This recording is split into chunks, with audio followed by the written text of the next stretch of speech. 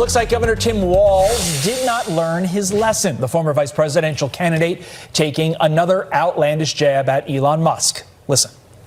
I don't think we should be the party that demonizes someone because they're able to afford something or they're able to work hard and got something. What we should demonize is people like Elon Musk and those people that be at. That's different. That's different.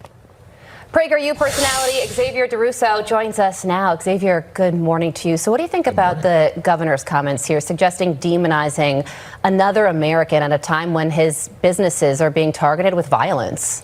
You know, it's very dangerous rhetoric, and you would think that people would have learned their lesson over on the left about constantly calling to demonize anyone that's an American. We saw already that President Trump was shot at just a year ago, and it's like, does Tim Walz have short-term memory of what that type of rhetoric leads to? But ultimately, I feel like Elon Musk has no choice but to sue at this point. Elon Musk is the highest taxpayer in American history. He paid over $10 billion in taxes. So for Tim Walz to get on stage and say that Elon Musk is evading his taxes, that to me sounds like a defamation lawsuit waiting to happen. But what do you make of the fact that the Democrat Party picked this guy to be a heartbeat away from the presidency, yet he continuously makes comments like this? Really just call into question his temperament and ability to do that job. You know, at this point, I feel like the Democrats are addicted to losing. They have all these different people that they can choose from, and they continuously choose the worst possible candidates that just tend to put their own foot in their own mouths. Okay, so speaking of that. Sure. Congresswoman Jasmine Crockett, she's saying that DEI could have helped Kamala Harris win in November. Here's her quote. She says, "For some, they just disqualified her simply due to her race and or sex. They've never listened to what she had to say and were dismissive and disrespectful while giving the benefit of the doubt to an expletive who literally said he had concepts of a plan and flat out lied about Project 2025. A whole lot in that tweet. What do you think? Jasmine Crockett is so hilarious because she tries to make it seem like Kamala Harris lost because of her race and her gender. No, Kamala Harris lost because her entire campaign was about her race and gender. Kamala Harris did not care about what the American people wanted. And Jasmine is constantly talking about now how we need DEI and how we need to bring in DEI. And to me, as a young black man that has worked my entire life to set a standard of excellence, that is insanely insulting that she wants to lower the bar for us. You cannot rise to low expectations.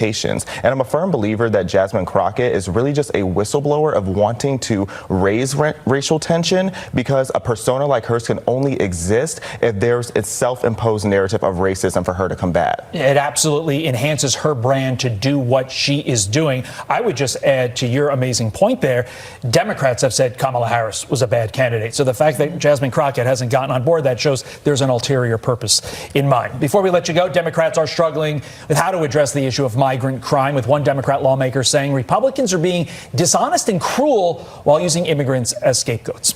Watch. Republicans have lifted up some tragedies that involved immigrants committing a few crimes. This is the exception, not the rule. That, of course, being Chuy Garcia from Illinois. I don't know about that. Tell that to the families of Lake and Riley. Tell that to the families of Jocelyn Ungary. Final thoughts to you.